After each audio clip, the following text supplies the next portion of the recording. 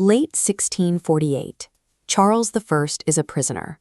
Militarily, he has lost the Civil War, yet legally he remains the King of England, the indispensable head of a state that cannot function without him. Inside Parliament, moderate lawmakers are desperate for a settlement. They are actively negotiating to put Charles back on the throne, hoping to bind him with new constitutional limits.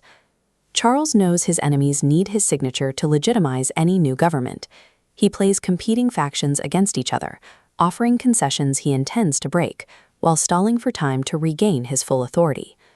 The new model army watches this from the sidelines. For the soldiers who fought to defeat the king, Parliament's willingness to restore him looks like a betrayal of the war's bloodshed. England is trapped in a constitutional stalemate. The legal system cannot process a rogue monarch, and Parliament is too fractured to govern. A radical military intervention has become the only mechanism capable of breaking the deadlock. On December 6, 1648, the new model army marches into London, surrounding the Palace of Westminster. Colonel Thomas Pride stations his troops at the doors of the House of Commons. Armed with a blacklist, they physically block and arrest any member of Parliament known to support negotiations with the king. This chart represents the Long Parliament. Of the roughly 470 members, the army removes over half, leaving an isolated cluster of 210 men. This tightly controlled group becomes the Rump Parliament, radical Puritans loyal to the army's hardline agenda. Pride's purge functioned as a physical seizure of the state. By liquidating the moderate lawmakers, the army forged a compliant, weaponized legislature with a singular mandate: to put the king on trial. In January 1649, the purged Rump Parliament passes an ordinance creating a High Court of Justice. The House of Lords refuses to approve the move, so the Rump simply declares their own vote sufficient.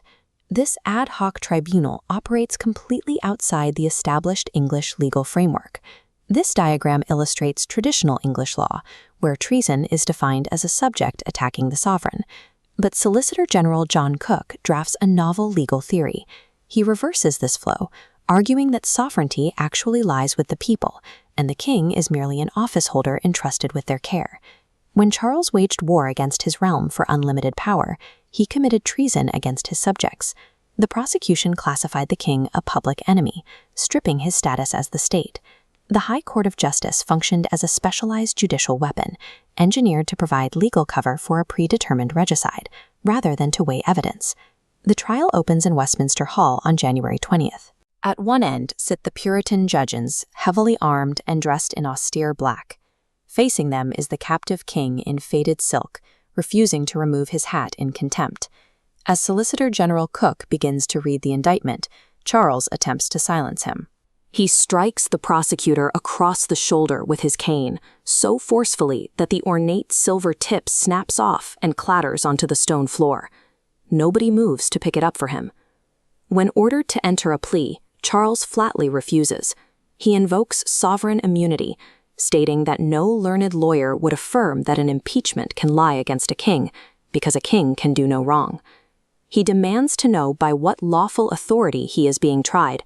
He points out the House of Commons has no independent power to act as a court, and asserts that his captors operate by force of arms rather than the rule of law.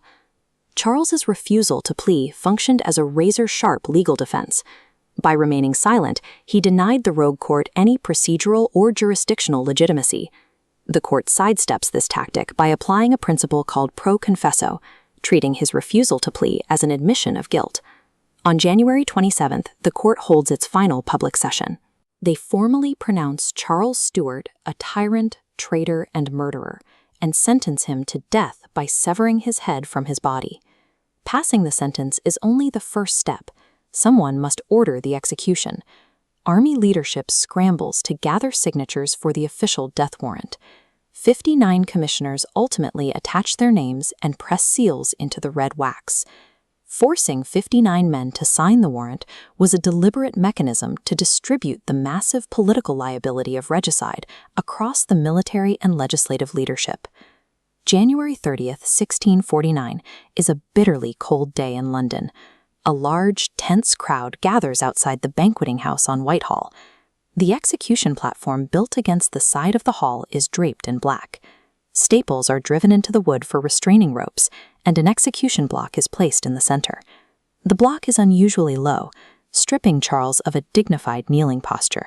To place his neck upon it, he was lie flat on his stomach in total submission. Stepping onto the scaffold, Charles delivers his final speech. He tells the witnesses that a subject and a sovereign are clean different things, and asserts that the people have no share in government. Even with his head inches from the axe, Charles refused any ideological compromise. He defended the absolute monarchical contract to his final breath. With a single clean blow, the executioner severs the king's neck. He lifts the head and silently displays it to the spectators. A massive groan goes up from the crowd. Spectators and soldiers immediately swarm the scaffold, dipping their handkerchiefs in the pooling blood to keep as grim souvenirs.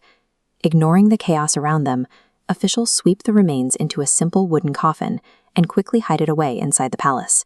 Within weeks, the Rump Parliament passes emergency legislation. They formally abolish the House of Lords and pass an act declaring the office of the king entirely eradicated. The execution terminated both the man and the Stuart constitutional contract, clearing the ground for a new commonwealth built entirely on military force.